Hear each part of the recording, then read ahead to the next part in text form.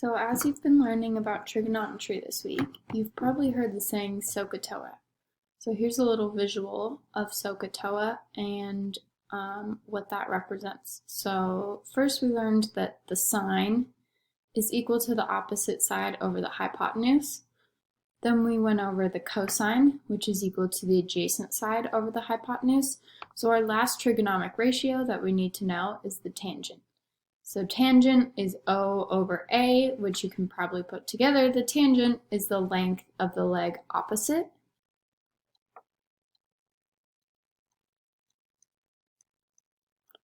over the length of the leg adjacent to the angle.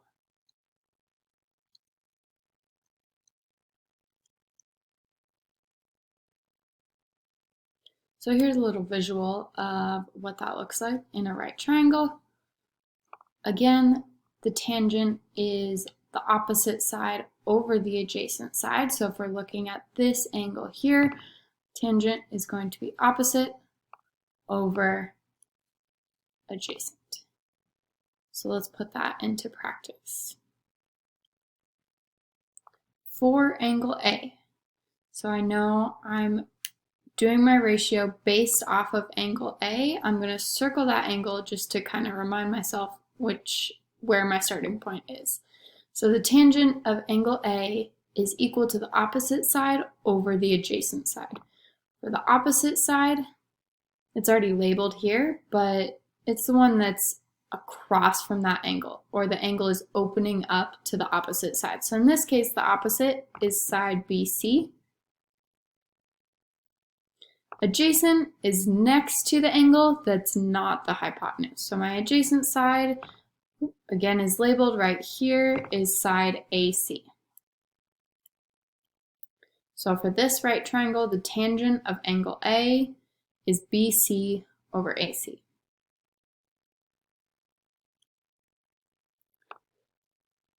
So for this triangle, we're going to write the tangent ratio of each angle as a fraction in simplest form and as a decimal rounded to 3 decimal places.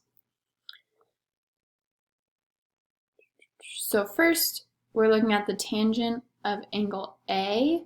So again, I'm going to circle that angle A to remember where my starting point is. Tangent is always going to be opposite over adjacent. I'm just going to make a note to remind myself of that. The opposite side is diagonally across from the angle you're looking at. So in this case, the opposite is 15. And then sometimes it can be tricky to figure out the adjacent side, and to help with that, I always like to identify the hypotenuse. So the hypotenuse, there's two ways to think about it. The biggest side is always going to be the hypotenuse. So this one is 15, 36, 39 is the longest in this case. So the longest side means 39 is my hypotenuse. That means that the other side has to be the adjacent side. And we already said that this one was opposite. So the adjacent side is 36. And the tangent of angle A equals 15 over 36. So it's also asking for that fraction as it wants it to be in simplest form. So I'm going to show you guys how you can do that using a calculator. So on your internet browser, if you type in desmos.com, it'll take you to this website here. We don't want a graph right now. You're actually going to go down here to this left option that gives you a scientific calculator. And I'm going to type in 15 divided by 36. What it's going to give me is what that is as a decimal. And if I click this little button here that says convert to fraction, it's going to simplify the fraction for me. So that's the same as 5 over 12.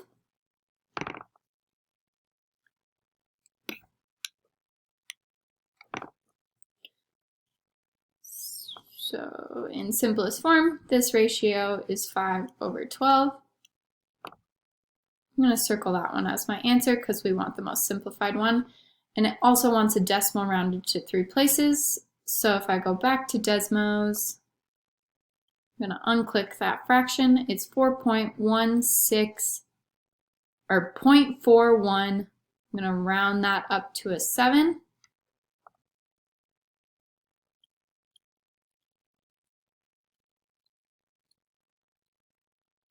So there is my tangent ratio represented as a simplified fraction or as a decimal. Now let's do the same thing again, but going from angle B this time.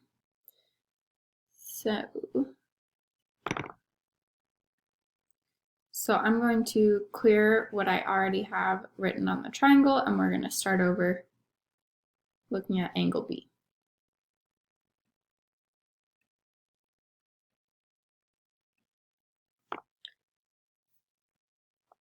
So again, tangent of angle B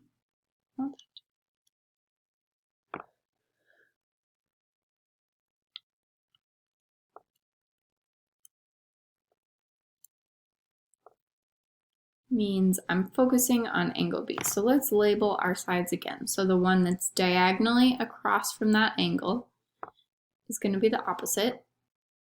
And then the hypotenuse never changes. It's again that longest side. So the longest side is 39, which makes that my hypotenuse. So that means that in this case, 15 has to be the adjacent side. Tangent is opposite over adjacent. So my opposite side is 36. My adjacent side is 15. So if we look, this is the same fraction as before, but it's been flipped. That's called the reciprocal. So I know that when I simplify it, it's going to be this fraction flipped. So I can simplify this to 12 fifths. I can't do that decimal in my head though, so I'm going to go back to Desmos, and I'm going to do 12 divided by 5, and that gives me a decimal of 2.4.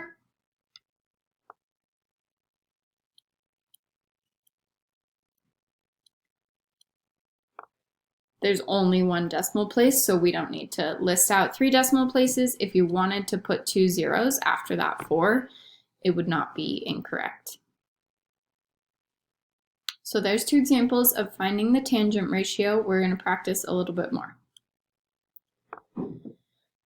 So same directions, write the tangent ratio of each angle as a fraction in simplest form and as a decimal rounded to 3 places. So tangent of angle R tells me that this is my starting point. I'm going to go ahead and label the sides again. So the opposite side is the one that's across from it. So 18 is going to be my opposite. The hypotenuse is the longest side. So we have 82 up here, 80 down here. Means 82 has to be my hypotenuse, which leaves 80 as the adjacent side. Again, as a reminder, tangent is opposite over adjacent. So my opposite side is 18. The adjacent side is 80. If you know how to simplify that fraction by hand, that is great. Otherwise, you can go back to Desmos and do the same thing. Type in 18. Oh, let me clear what was already in there. 18 divided by 80. Click this button to simplify the fraction. This is the same thing as 9 over 40.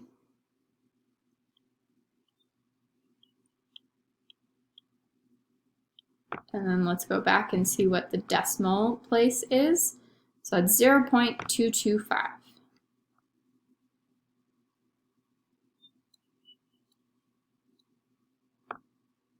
There's the tangent of angle R. Now let's try it again with looking at angle S instead. So I'm going to clear what I have written on my triangle.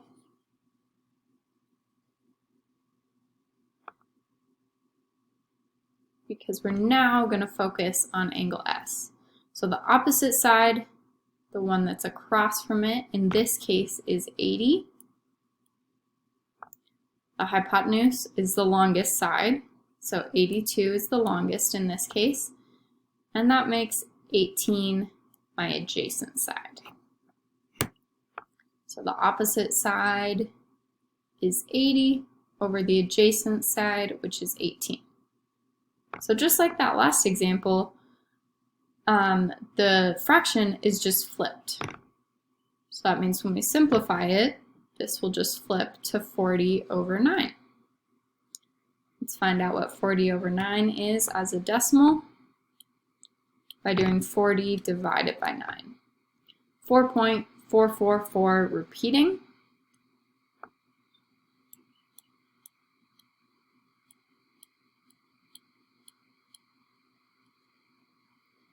Is the tangent of angle S.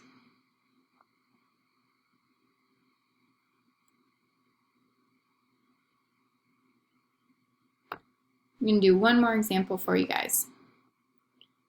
So we're going to start by looking at the tangent of angle A. I'm going to circle that angle A so I remember where I'm starting from and label my sides. Opposite is across. The hypotenuse is the longest side. So in this case, 39 is the longest, which leaves 36 to be my adjacent side. So my opposite is 15 over my adjacent, which is 36.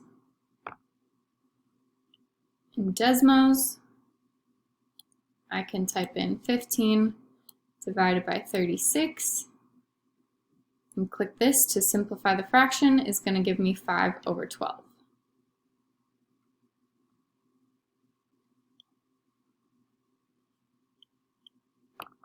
And I want that decimal place also. 0.41, let's round that up to a 7.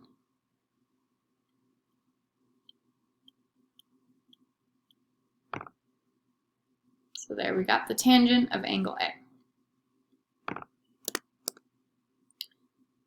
And our last example together, we're going to do the same thing with angle B. So let's clear what's written on the triangle.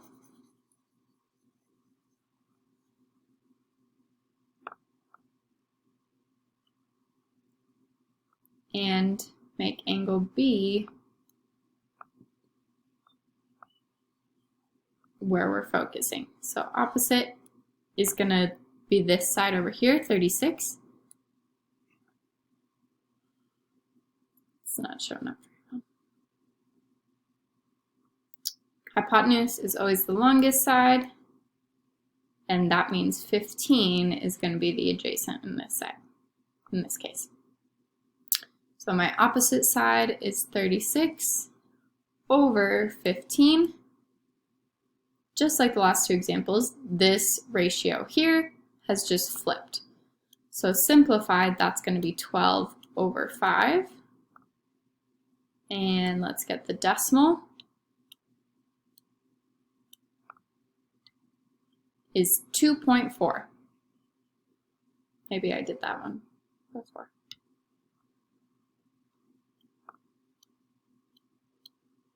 So there we have the tangent as a simplified fraction and as a decimal.